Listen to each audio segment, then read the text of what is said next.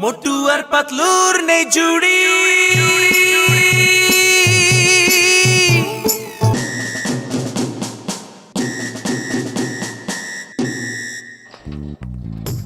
আরে এই যে ঘষিটি বন্ধু আমার, আমি পুলিশ অফিসারের ড্রেস বানিয়ে ফেলেছি। এই ড্রেস যে পরবে, পরার সাথে সাথে সে নিজেকে পুলিশ ইন্সপেক্টর মনে করবে। তার কোনো ট্রেনিংও দরকার হবে না বন্ধু, সত্যিই বলছি। তার সব কাজ নিজে নিজেই হয়ে যাবে বন্ধু। কিন্তু এখন বুঝতে পারছি না এটা কার ওপর পরীক্ষা করব বন্ধু। আমার উপরে একদম ভরসা করবেন না, আমি হতে চাই না। এটা শোনো পাতলু, ডক্টর ঝটকা চিংগম স্যারের জন্য যে ড্রেসটা বানিয়েছে, তোমাকে দেখতে একদম স্যারের মতোই লাগে। তুমি একটু পরে ট্রাই করো না পাতলু। হ্যাঁ দাও আমি পড়ে দেখছি। হ্যাঁ, এই এই নাও বন্ধু।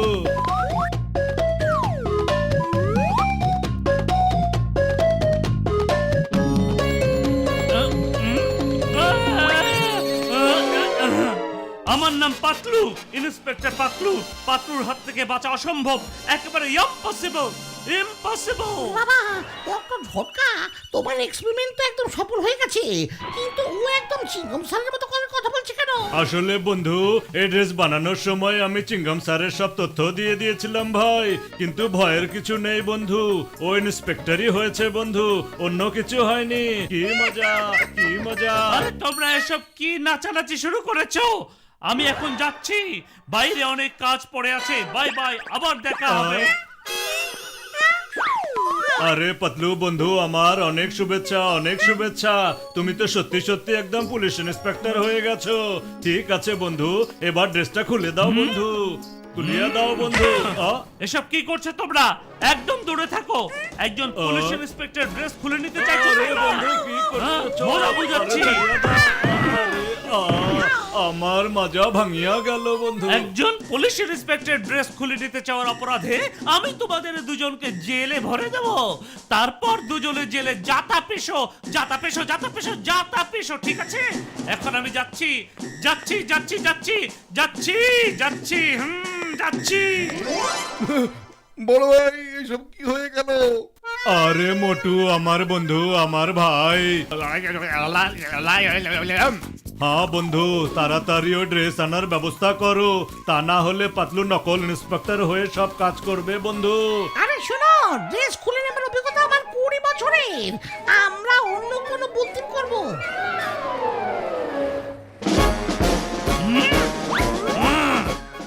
এই রং সাইডে গাড়ি চালাচ্ছ, ধরে জেলে ভরে দেবো। ভালো মিষ্টি আর সামুচা যদি বিক্রি না করো, তাহলে কিন্তু জেলে ভরে দেবো।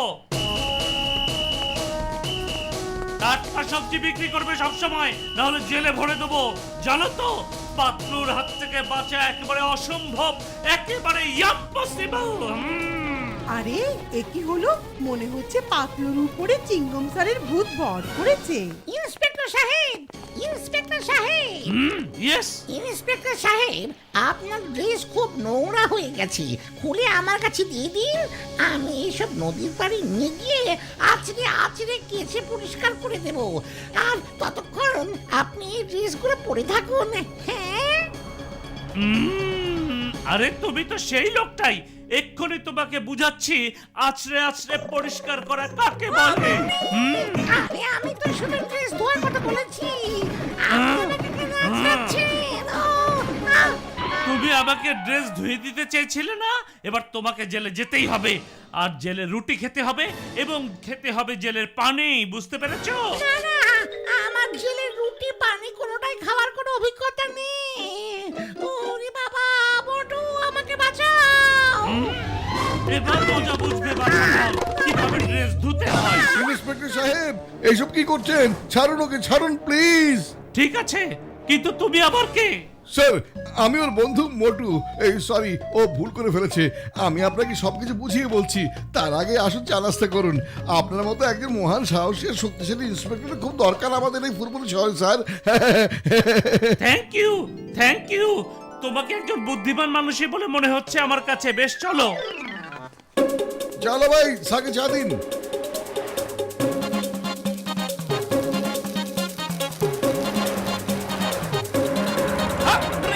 ওরে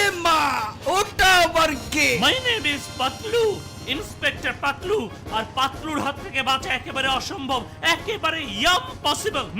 এই পাতলু, এটা আবার কোন ধরনের স্টাইল? পুলিশের ড্রেস পরে ঘুরে বেড়ানো আইনের চোখে অপরাধ। খোলো ড্রেস, খোলো খোলো খোলো খোলো খোলো খোলো খোলো খোলো খোলো খোলো খোলো খোলো ড্রেস খোলো। চিংগাম স্যার, ড্রেস খোলার কথা একদম বলবেন না, তাহলে কিন্তু খুব খারাপ হয়ে যাবে বলছি। হ্যাঁ, তুমি আমার ড্রেস খুলে নিতে চাইছো? একজন ইন্সপেক্টরের ড্রেস খুলে নিতে চাইছো? দাঁড়াও, মজা বুঝাচ্ছি। আরে মা, এসব কি হচ্ছে? আমি তোকে এক্ষুনি বুঝিয়ে দিচ্ছি আসল আর নকলের মধ্যে পার্থক্যটা কি।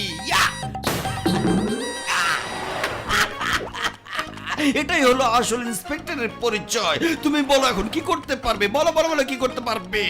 বলো বলো বলো বলো, পারবে কি বলো? ওহো, ডাপ্পাড়া, এ তো একজন নকল ইন্সপেক্টরের কাজ। এবার দেখো একজন আসল ইন্সপেক্টর যখন গুলি করে তখন কি হয়। দেখো, বাছা দাও। ঠিক আছে, ওরে মা, পালাই পালাই পালাই, ঠিক আছে।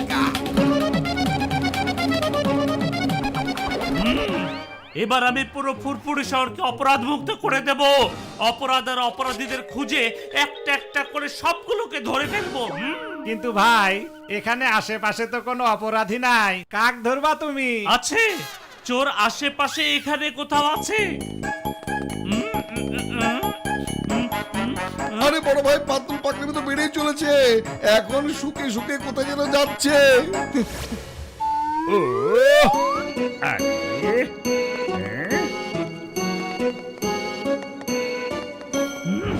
এই অপরাধী, চলো জেলে চলো।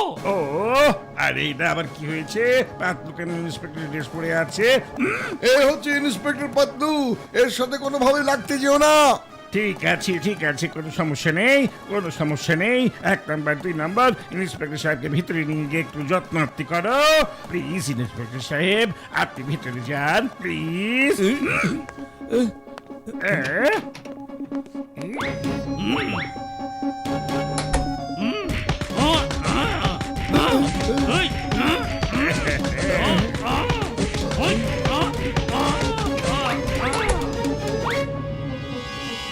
আরে তোমরা দুজন মুখ লুকিয়ে রেখেছো কেন? ওস্তাদ, ওস্তাদ, ও বলছে আমাদের মেহমানদের ওর পছন্দ হয়নি, আপনাকে ডাকছে।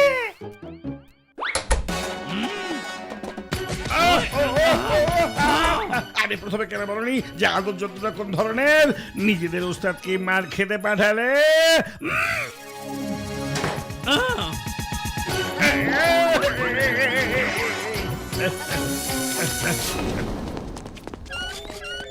চিংগাম স্যার, আমাদের জেলে ভরে দিন। আরে মোটু, আমার বন্ধু, আমার ভাই, তাড়াতাড়ি পাতলু ড্রেস খুলিয়া ফেলো, না হলে ও কি করবে কেউ বলতে পারে না বন্ধু। হ্যাঁ, এখন মাত্র একটাই উপায় আছে, ওর ড্রেস জোর করে আমাদের খুলে নিতে হবে। হ্যাঁ, ইন্সপেক্টর পাতলু। বলো মোটু, কেন এভাবে চিৎকার করছো কেন? তুমি হলে একজন নকল ইন্সপেক্টর, আর সে কথা আমি প্রমাণ করেই ছাড়বো। হ্যাঁ পাতলু, এসো এসো, লড়াই করো। কি হলো, এসো। আচ্ছা, তাহলে চামচিকার মুখে কথা ফুটেছে।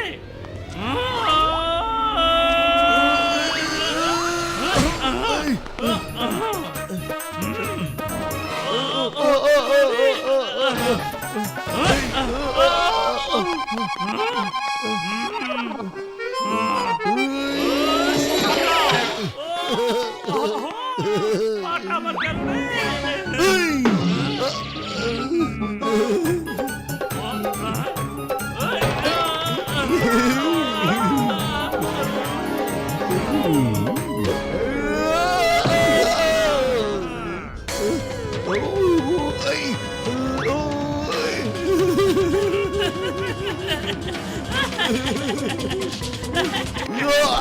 আরে কি করছো বটু?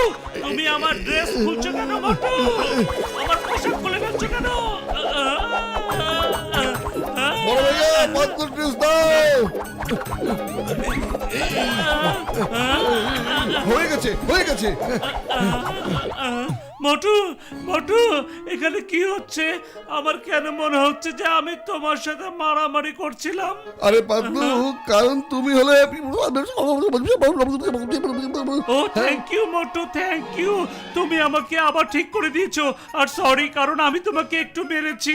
সরি। আরে একটু না, তুমি আমাকে অনেক অনেক মেরেছো। আরে মা, কে আছো, আমাকে উদ্ধার করো।